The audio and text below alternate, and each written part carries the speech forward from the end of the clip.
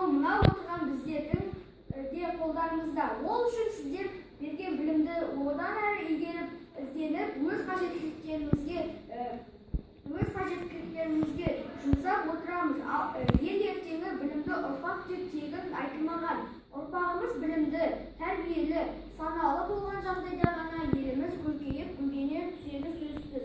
Олай болса тек білімді болайық. Тәуелсіздік мерекесі қазақ үшін ерекше. Ғасырлар бойы ата-бабаларымыз армандаған бақытты күндерге қол жеткіздік. Егеменді ел атанған соң барлық алпауыт мемлекеттердің өзі бізді мойындады.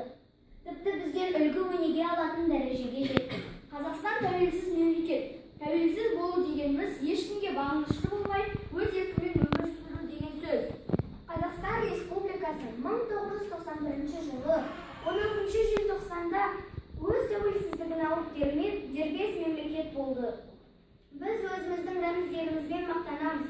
Қазақстан туымен тұғырлы, ел таңбасымен еңселі, әнұранмен айбатты. Енді ән туған жер тағдырым. Орындайтын Аманжол Жүрек және Дүйсенбай Айтолқын.